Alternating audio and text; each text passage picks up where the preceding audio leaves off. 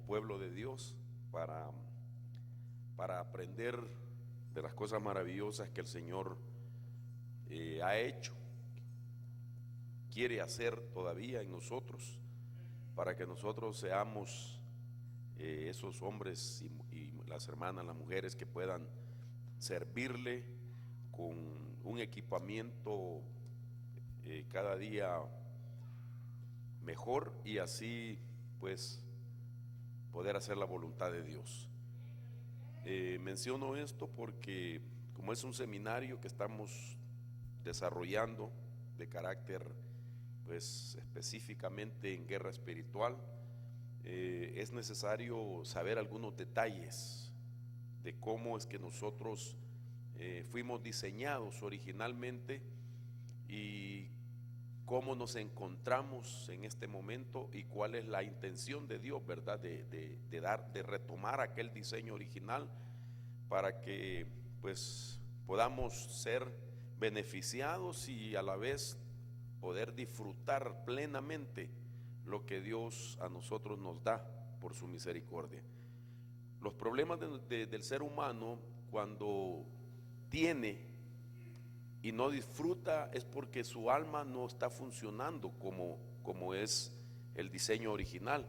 Y entonces no importa cuánto el ser humano llegue a poseer, ¿verdad? En la vida, nunca logra disfrutar aquello. Siempre va a querer más y siempre va a estar afanado por más y siempre va a estar preocupado si aquello que ha obtenido lo llega a perder, etcétera, porque su diseño ha sido alterado.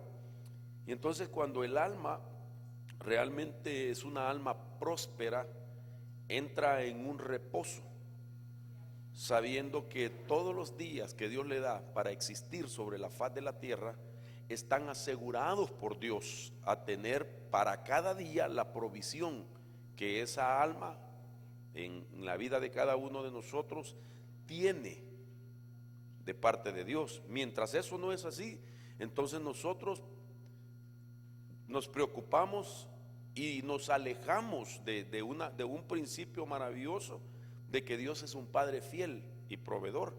Y entonces, hermano, las angustias desgastan realmente el alma del ser humano. Es impresionante ver cómo eso que viene a ser ya espiritual, la angustia del alma ya es un problema espiritual. ¿Por qué?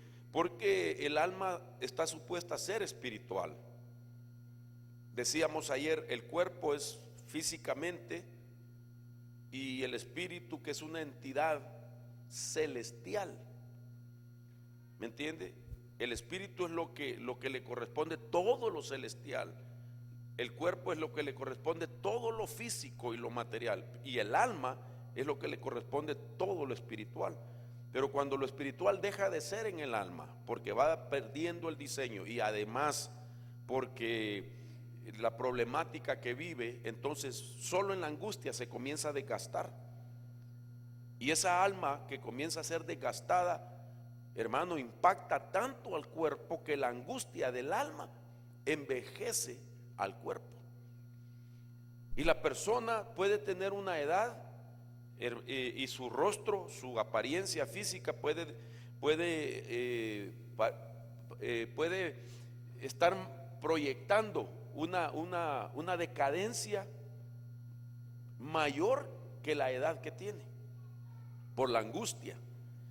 Entonces por eso cuando Dios hace la obra y empieza a restaurar el alma del hombre y de la mujer, como el alma tiene órganos también muy parecidos a los órganos del cuerpo, entonces si yo puedo usar una idea de los órganos del cuerpo en el alma, por ejemplo, cuando se empieza a restaurar el corazón del alma, la Biblia dice que el corazón alegre, ¿aló? Entonces cambia, ¿me entiende? Cambia y la persona puede tener más años que en nuestra idea. Cualquiera diría, ¿cuántos años tiene? Tengo, por decir algo, ¿verdad? 60, 70 años, 65 años. Y entonces la gente dice, no, pero usted no se mira que tiene esa edad. Usted se mira bien joven. ¿Qué come? ¿Qué toma? ¿Me entiende? Esas son las preguntas. pero tal vez es una persona que Dios está haciendo una obra maravillosa en su alma, ha dejado que el Espíritu Santo obre en él, etcétera. En cambio hay otros que, ¿cuántos años tiene, hermano? Tengo 30. Ay, Dios mío, pero qué desgastado está, parece de 100 años usted, ¿me entiende? Y entonces, ¿por qué? Porque su alma está sufriendo, angustiado, padeciendo muchas cosas, ataduras, etcétera. Entonces eso afecta. Note usted que cuando nosotros seamos glorificados, transformados, hermano, el que tiene 80, 90 años en la glorificación va a regresar a una edad que los que ya pasamos por esa edad quisiéramos tenerla el día de hoy. Entonces, ¿qué? Dios va a tratar con eso. Dios te va a devolver a una edad que es una de las mejores edades. ¿Me entiende? Y no se la digo para que no se asuste, ni para que se alegren otros, ¿verdad? Eso va a ser el día de la glorificación, porque va a ser una sorpresa que Dios nos va a dar. Pero yo sé la edad, cuando seamos mutados, nuestro cuerpo sea mutado en un abrir y cerrar de ojos, yo sé la edad que nos van a devolver. Y entonces el que ya pasó esa edad se va a volver a ese buen tiempo, ¿me entiende? Entonces Dios va a tratar con eso. Si yo veo en la Biblia los milagros literales que Dios hizo, que cuando la gente estaba enferma, por ejemplo, la lepra, cuando atacaba al ser humano en aquellos tiempos bíblicos, y que su cuerpo se arrugaba, se dañaba tanto por ese mal de la lepra. Por ejemplo, cuando hacían los milagros los siervos de Dios, su piel se les volvía como la de un niño. Entonces quiere decir que Dios trata con eso también, ¿me entiende? ¿Por qué Dios a toda la iglesia de diferentes edades, las que componemos la iglesia, nos llama que la iglesia es una virgen pura? Y dice virgen, sin mancha y sin arruga. Entonces quiere decir que Dios trata con eso.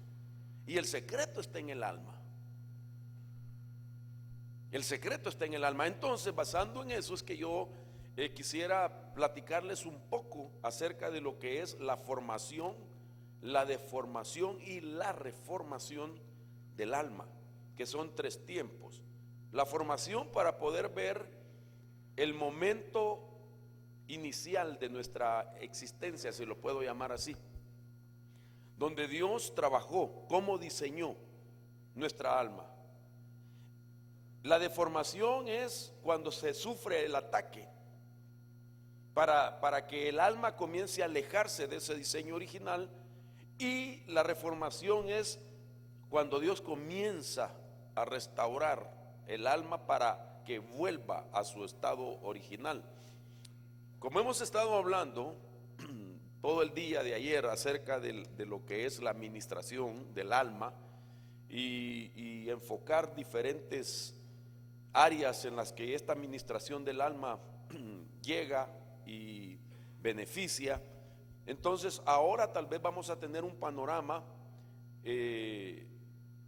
así, quizás muy limitado, porque sé que el alma es algo tan complejo, tan amplio el tema, que nos tomaría mucho tiempo estar explicando solo lo del alma. Por ejemplo, imagínense, teológicamente hablando, se dice que el alma tiene 3 asientos, nada más. Eso dice la mayor parte de los teólogos. Ellos dicen que hay el asiento de la voluntad, que está el asiento de la mente, y que está el asiento de las emociones. Y pareciera que eso es todo. Otros le llaman a eso esencias del alma. Sin embargo, el alma es toda una esfera, y que no se limita únicamente a esos 3 asientos. Porque cuando usted mira, por ejemplo, el asiento de las emociones, Hoy sabemos, por lo menos, de que hay una lista bien amplia de emociones. Entonces no es solo una emoción la que tiene el alma, sino que hay emociones, hay sentimientos. Si yo veo el asiento de la voluntad dice Romanos que hay voluntad buena, agradable y perfecta. Entonces quiere decir de que solo en la voluntad encontramos tres cosas. Para decir algo, solo en las emociones originales, el amor, el enojo y el temor. Esas son las emociones originales, y partiendo de ahí hay una lista más grande de emociones. En la mente encontramos lo que en griego se conoce como la dianoia, el nous, y en hebreo la otra parte se llama cheder. Consciente, ¿cuál sería la otra? Subconsciente e inconsciente, ¿verdad? Entonces ahí encontramos, ¿para qué? Para que en la mente puedan haber tiempos, que es el pasado, el presente y el futuro. En el pasado, memoria; en el presente, intelecto; y en el futuro, imaginación. Entonces no solo son tres cosas, de tal manera entonces que se convierte en una esfera el alma. Entonces yo al alma la identifico como la esfera almática, aunque sé que la palabra almática los teólogos la traducen únicamente como carnalidad. Hablar de este hermano es almático, en teología se entiende, este hermano es carnal.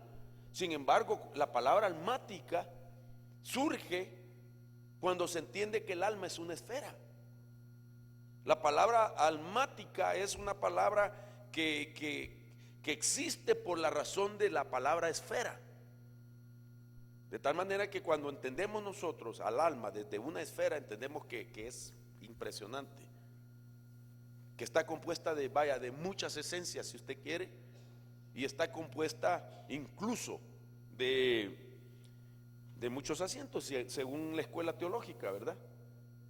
Ahora, solo piense usted lo impresionante que es, que en pruebas que se han hecho, se dice que el alma pesa 5 monedas de a 25 centavos, moneda americana. Una moneda, ¿usted no tiene una moneda americana?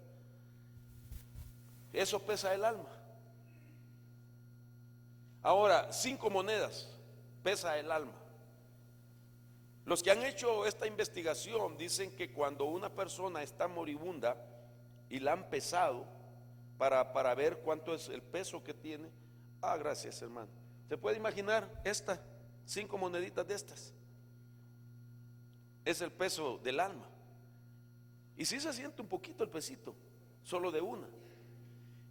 Pero cuando la han pesado, gracias, hermano, muchas gracias. No se preocupe, gracias.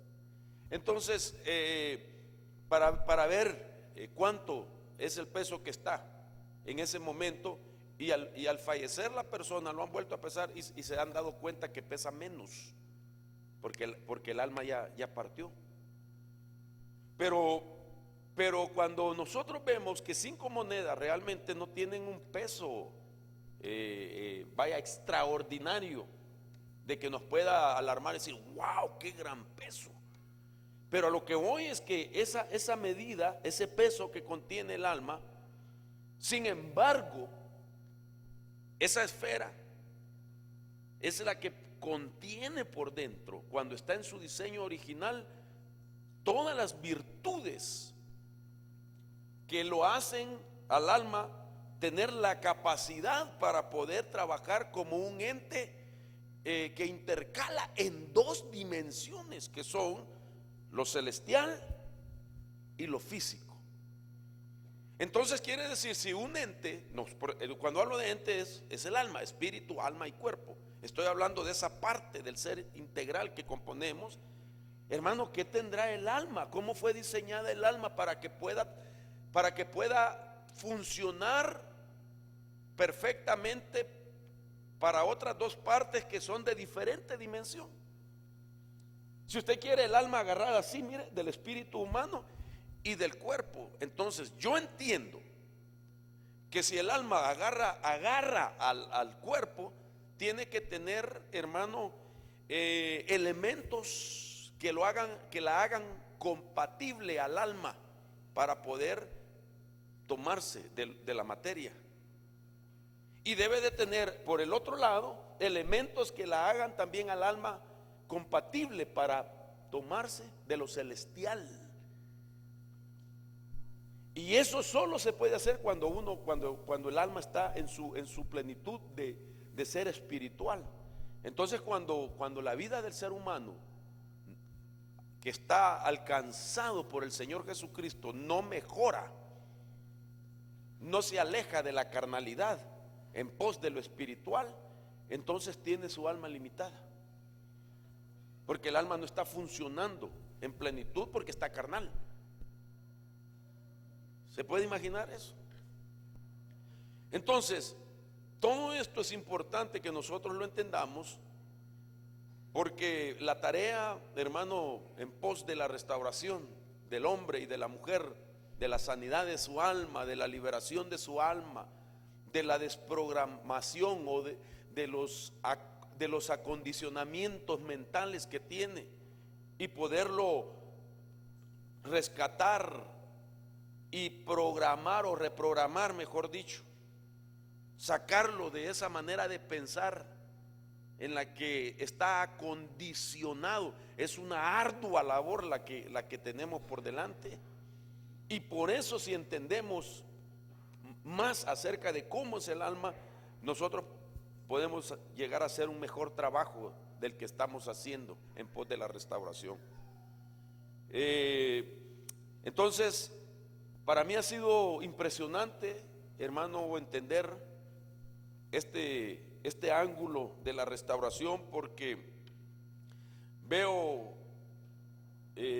primeramente la necesidad en mi vida de que Dios haga la obra primeramente en mi vida.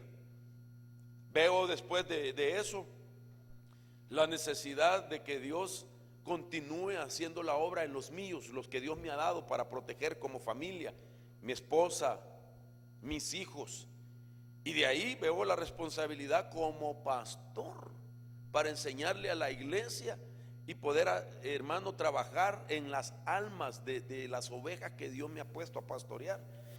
Y después veo la tremenda necesidad ahora como apóstol de que cuando salgo poder dejar, hermano, este equipamiento a la gente para que entienda la importancia de dejarse trabajar en su alma por medio del Espíritu Santo, con las ayudas que tiene el Espíritu Santo aquí en la tierra, que son los ministerios.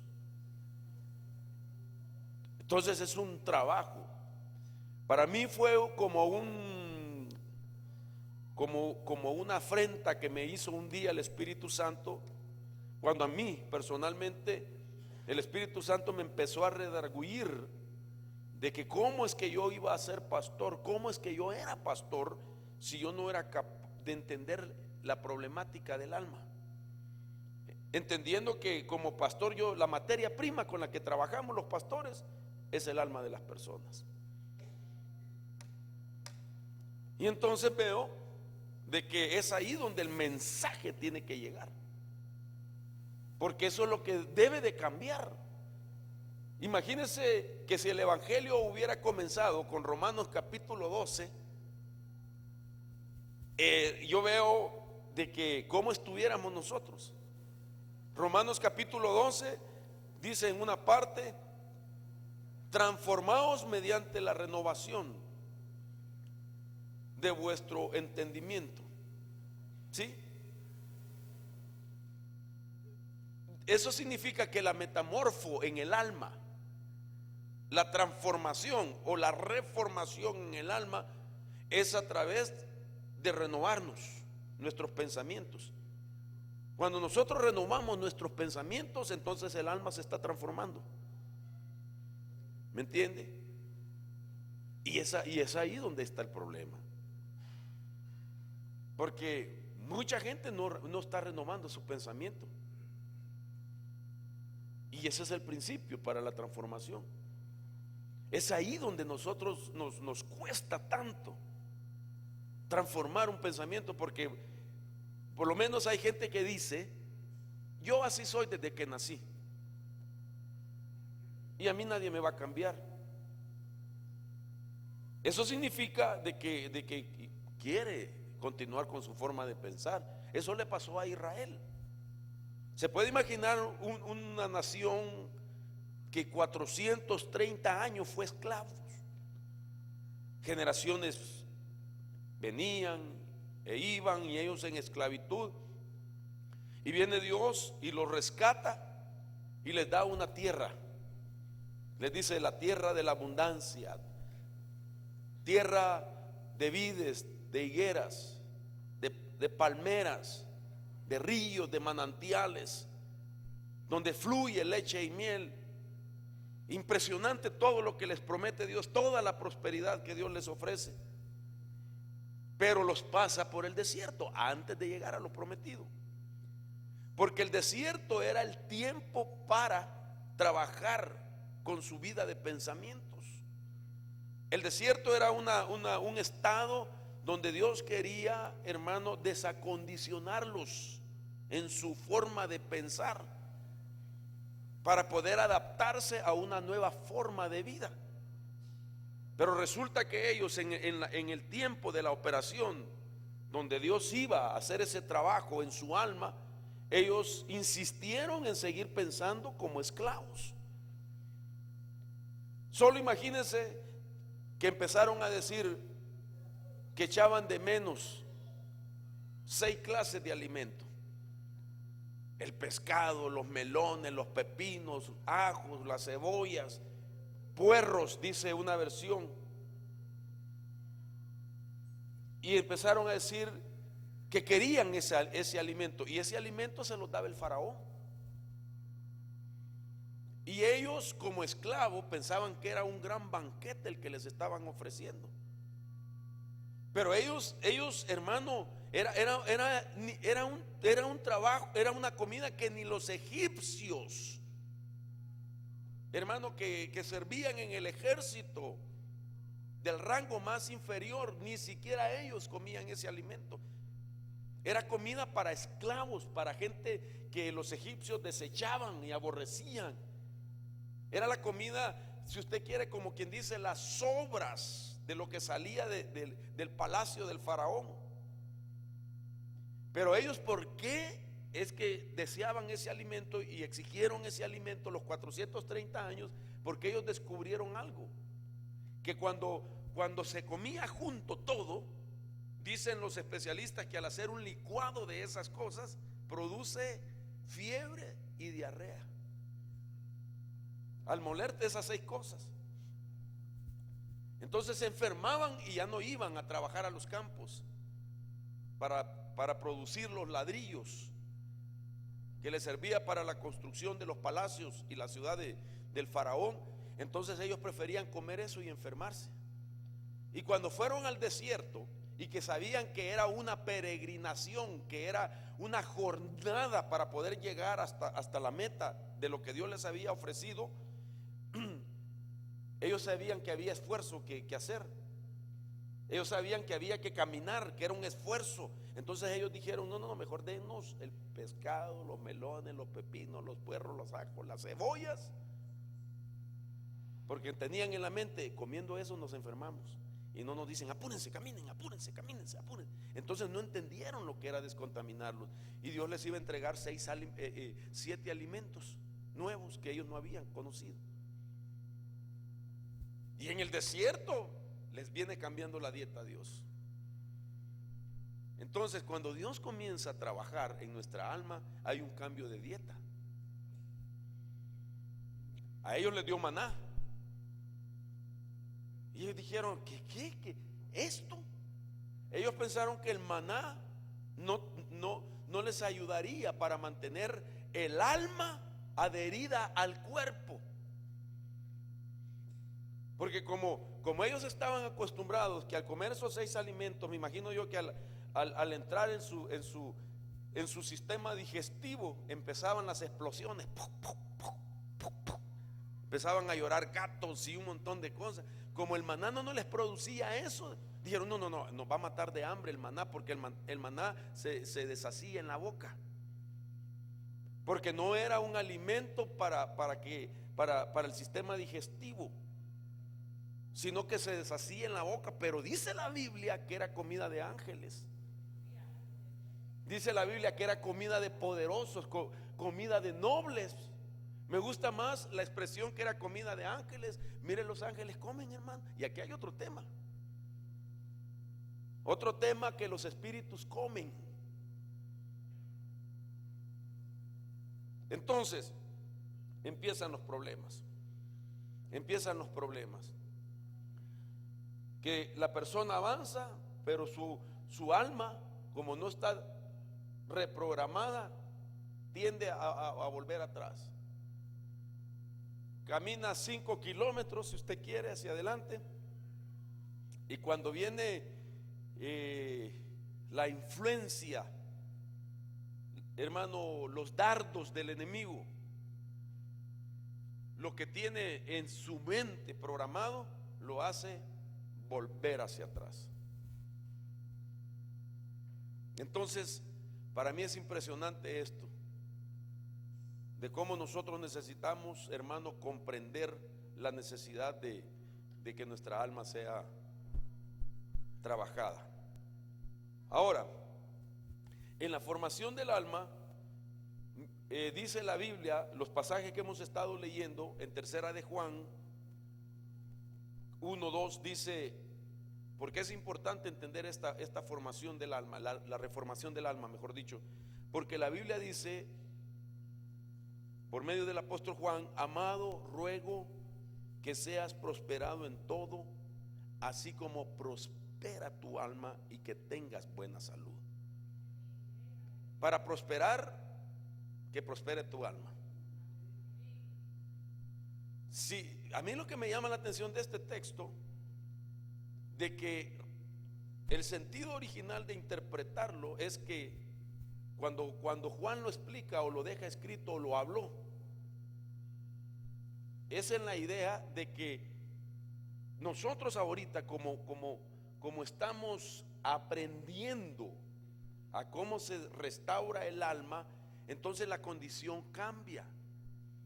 Y para nosotros es: prospera tu alma para que haya prosperidad. Pero en el sentido original es que vaya igualmente prosperando el alma, prosperándote la vida, prosperando el alma, prosperando. Ese es el sentido original. Entonces, si tu alma prospera, prospera, ¿me entiendes? En el mismo sentido. Esto es lo original. Pero como no es así en la mayor parte de las personas, entonces se vuelve condicional la prosperidad. Y entonces es necesario que prospere tu alma primero, para que la prosperidad también pueda avanzar, progresar, pueda aumentarse en tu vida. Originalmente Juan, cuando habla este texto, está exponiéndolo en la idea de que Dios es un Dios de prosperidad. Y todas las creaciones, hermano, oiga, todas las creaciones, Dios, valga la redundancia casi, prosperaba o creaba con prosperidad las creaciones. Por eso dice la Escritura de que sus entidades, el mundo arcangélico, eran creados, y voy a usar la idea, y eran vestidos de manera próspera. Por ejemplo, hay ángeles de luz, hay ángeles de fuego, hay ángeles, hermano, con ciertas vestiduras impresionantes. Vemos a una creación llamada el querubín protector de alas desplegadas, según Ezequiel capítulo 28. Mire cómo dice la Escritura, cómo eran sus vestiduras. Lo vemos, hermano, con vestiduras impresionantes que denotan esa prosperidad. El hombre en el huerto del Edén, de su cuerpo radiaba luz, y entonces esa era la prosperidad. Antes de la caída del hombre, la prosperidad no era condicional, es parte de la naturaleza de Dios con sus creaciones, es lo que Dios le da a sus creaciones.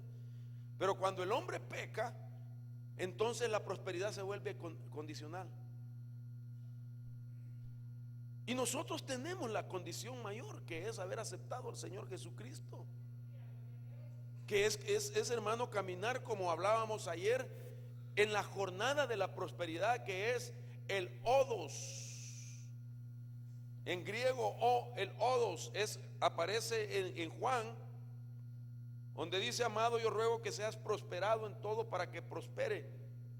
Euodos es el original, euodos. Y esa es la misma palabra que Jesús dijo: yo soy el euodos, yo soy el camino. Amado, deseo que seas euodo, prosperado en todo. Entonces es una senda ahora para nosotros que tiene una condición, y es primeramente Jesucristo, y después es ser reformados continuamente para ir acercándonos al diseño original, hermano, y tener una plenitud de bendición. La plenitud de la bendición, oiga esta expresión, plenitud de la bendición, se llama prosperidad. Eso quiere decir prosperidad por definición, plenitud de bendición. Y en la plenitud de la bendición es ser bendito en el espíritu, bendito en el alma y bendito en el cuerpo. Dicho de otra manera, es bienaventurado. Dicho de otra manera, es el andrónico. Un andrónico es uno que es bienaventurado, es bendito en espíritu, alma y cuerpo, y está supuesto a ser próspero. Pero eso tiene mucho que ver con nuestra condición de nuestra alma. Por eso yo creo que en este año, hermano, de esta proclama maravillosa, hermano, es la oportunidad, no solo con no, por favor piense que no es solo la idea de recibir, sino que es la idea de ser restaurados, y que nuestra alma alcance acercarse cada día más al diseño original. Y si su alma se restaura, le cambia la vida. Y como decía entonces el ejemplo de Israel, si cambiamos los pensamientos, nos cambia la mente. Si nos cambia la mente, nos cambia el alma. Y si nos cambia el alma, nos cambia la vida. ¿Sabe qué quiere decir que si nos cambia la vida? Que nuestra alma, cuando cambia, hace que la atmósfera que le rodea cambie, y por eso es que cambia la vida. Y entonces las cosas que antes de esa medida de renovación o de reformación de tu alma te afectaba o te limitaba, se cambia. Y resulta que alrededor tuyo vas a comenzar a ver muchas bendiciones que te perseguirán. Ya no las vamos a ir a buscar, sino que dice la Biblia: y estas bendiciones te seguirán.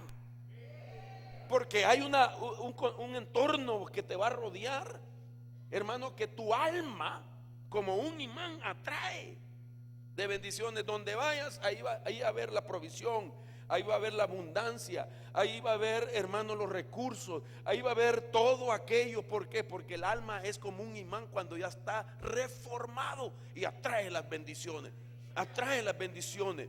Cuando el alma está destruida, está afectada, hermano, es como un imán también, pero de las cosas negativas. Atrae cosas negativas. ¿Cómo usted piensa que una maldición hace efecto? Una maldición no es para todos. Cuando un brujo se pone sobre un monte y empieza a lanzar maldiciones, ni siquiera él intenta que escuchen la maldición que él está declarando, sino que sabe que es una energía que se desata y que el alma, que como imán está afectada, atrae. Todos los años, cuando se celebra el 31 de octubre, el día de Halloween, es un rito muy importante para el ocultismo,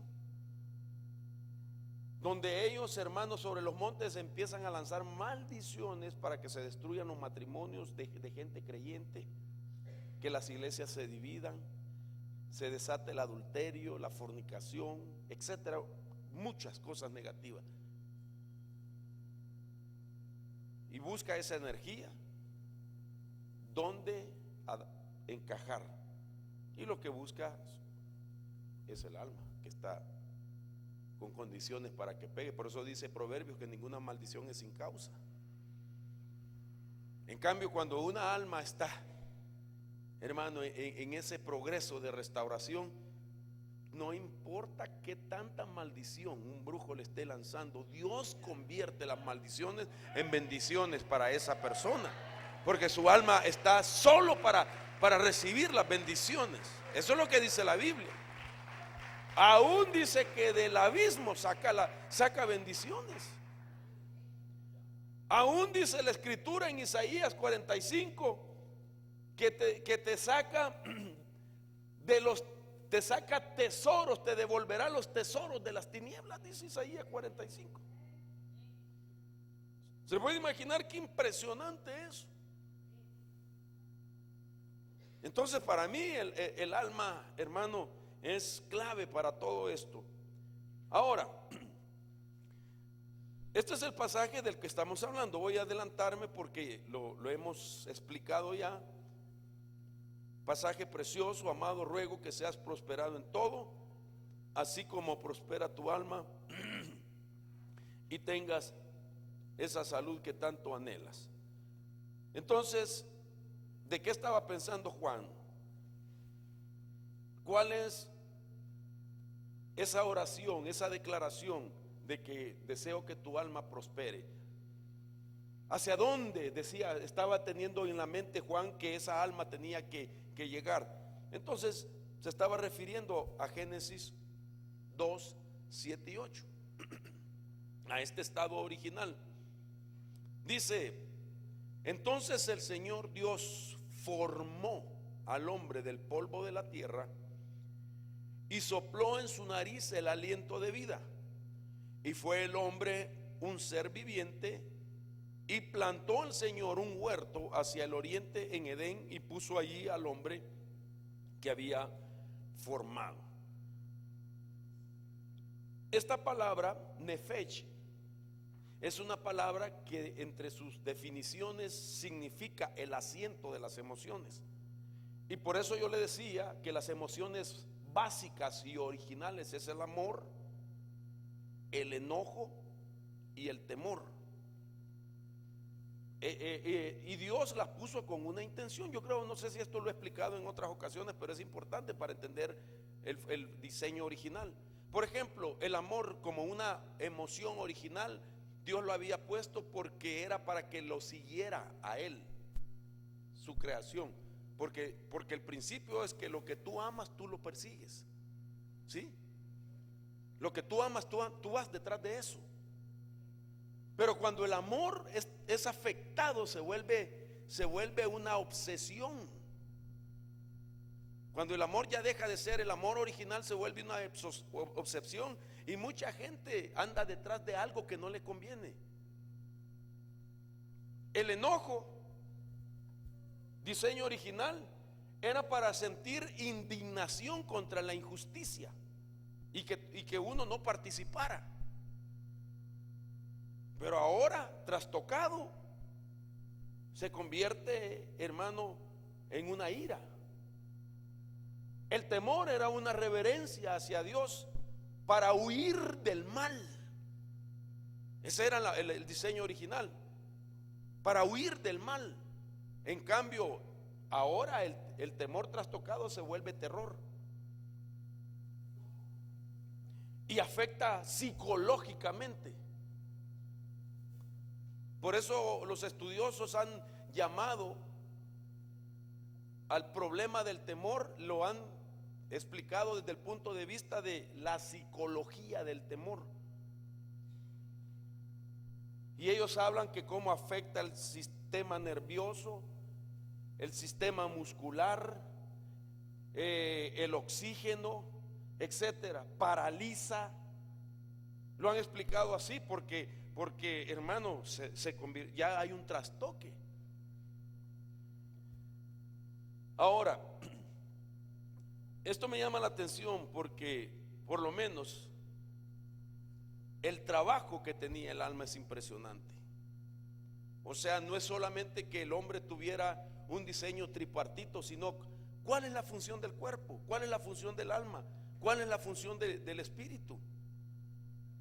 Y como el alma es el que intercala en esas dos dimensiones, podríamos decir que la función del alma es dual, es mayor. Solo imagínense la idea, mire el trabajo del alma, hacer comprender, cuando está funcionando originalmente, hacer comprender que su cuerpo es templo y morada del Espíritu Santo. Ese era el diseño original. ¿Y por qué el alma tiene que hacer comprender al cuerpo? Porque el cuerpo en sí mismo, con sus esencias, el precio que tiene en su esencia,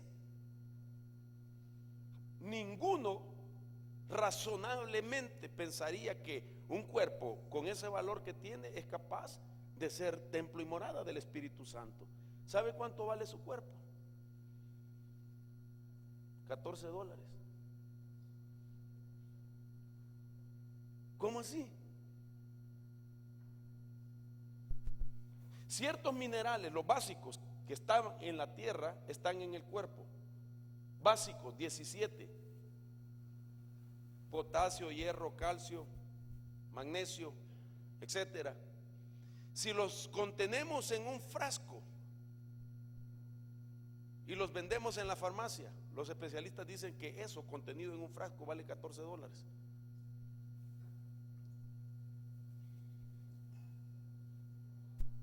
¿Y cómo es que puede contener al Espíritu Santo?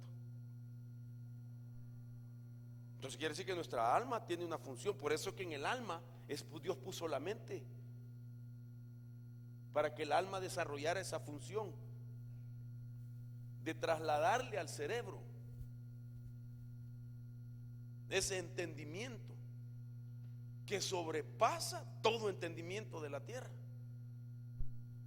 Entonces esto es impresionante. Ahora, miren, vamos a darle una vista ligera de cómo era el alma al principio, cuando fue creado, cuando fue formado el hombre y cuando el alma entra a la existencia. Mientras no había ni espíritu ni alma, el cuerpo estaba inerte, solo era barro. Pero el alma, a mí me llama la atención esto porque una verdad es que el cuerpo, su funcionamiento no sería sin el alma, que era necesario el alma, que el alma tiene un programa de parte de Dios que desarrollar en relación al cuerpo. Entonces, por ejemplo, esto me llama la atención a mí. El alma viene perfecta de Dios. En ese momento que el alma entró al cuerpo, viene neutra para el conocimiento terrenal, nada más. ¿Por qué digo esto? Porque cuando nace un ser humano, necesita de que se le se invierta en él conocimiento, educación,